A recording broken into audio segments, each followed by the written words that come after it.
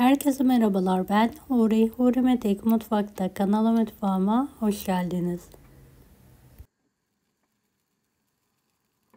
Bir adet yumurta ile iki farklı tarif hazırlıyorum. Yapımı gerçekten çok kolay.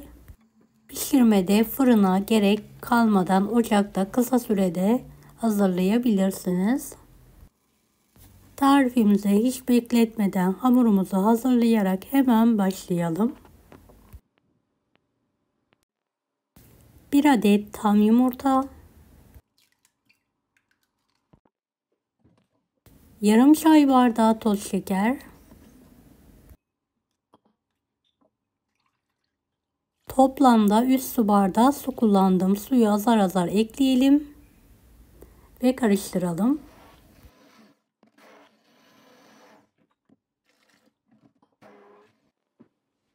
Toplamda 2,5 su bardağı un, 2 yemek kaşığı kakao, 1 paket vanilya, 1 paket kabartma tozu kullandım. Tüm malzemeyi homojen olana kadar karıştıralım.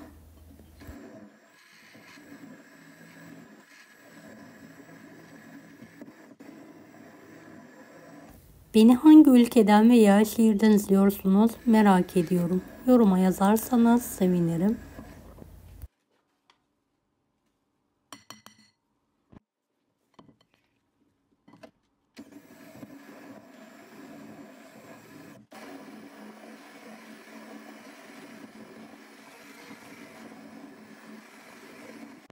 Evet, en son 2 yemek kaşığı sıvı yağ ekleyelim ve tüm malzemeyi karıştıralım.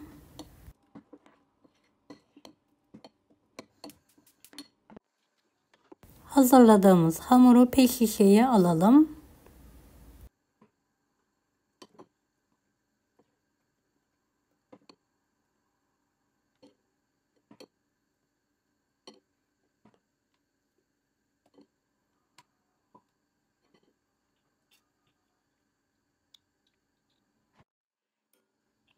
Kapağı tam orta kısmını delelim. Sıcak tavayı az bir yağla her tarafını yağlayalım. Bir şişe yardımıyla şöyle minik minik şekiller sıkalım. Evet, yüksek ateşte arkalı önlü pişirelim.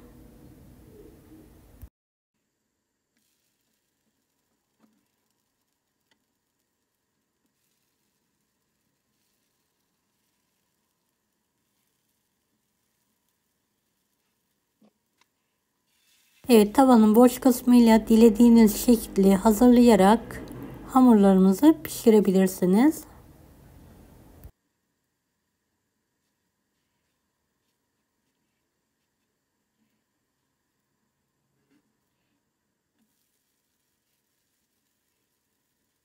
Pişenleri servis tabağına alıyorum ve soğuması için bir kenara kaldırıyorum.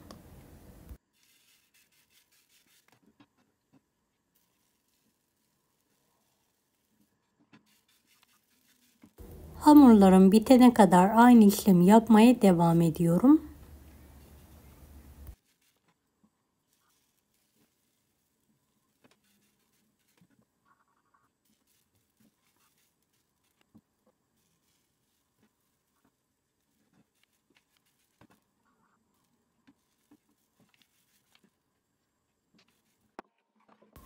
Evet, kapta kalan son hamurları da kepçe yardımıyla tavaya döküyorum ve yayıyorum. Arkalı önlü olacak şekilde pişirelim.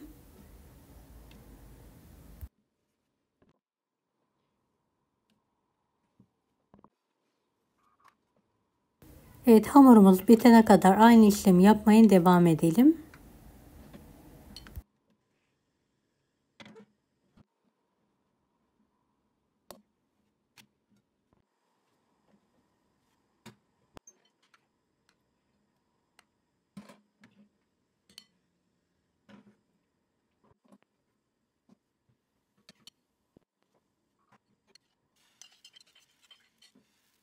Dört adet büyük krep hamuru pişiriyorum ve soğuması için kenara kaldıralım.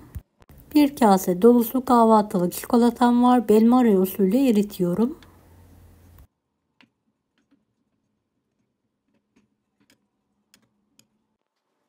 Evet, küçük parçaları servis için tabağa alıyorum ve elimle düzeltiyorum.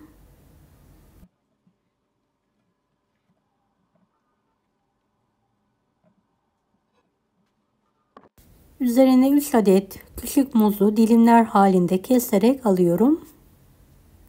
Dilediğiniz meyveyi kullanabilirsiniz. Çilek, ahududu, kivi, ananas, daha farklı malzemeler de kullanabilirsiniz.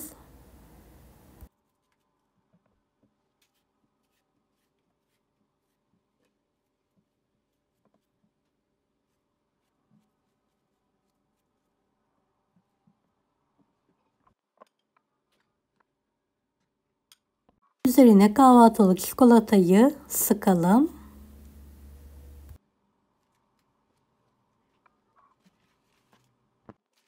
Evet, fındık kreması vardı. Onu da üzerlerine sıkıyorum.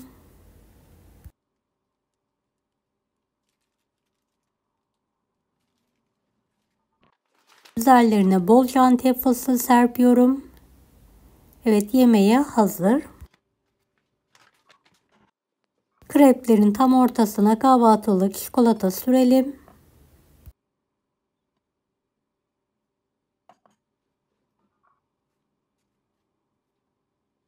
Bir adet muzu yerleştirerek kenarlarını kapatarak sıkıca saralım.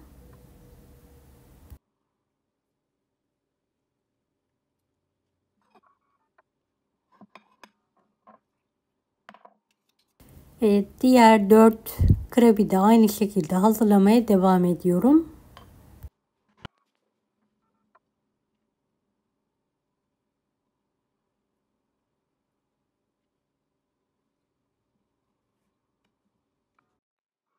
Evet, yarısını çikolatalı, yarısını fındık kremalı hazırladım.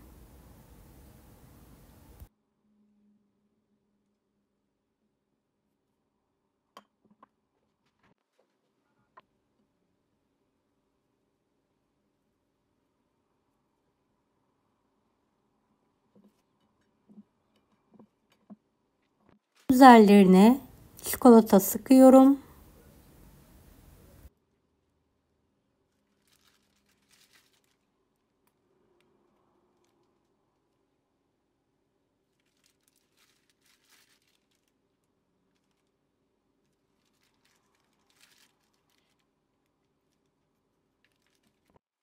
Fındık kremasını bolca üzerlerine sıkarak pay ediyorum.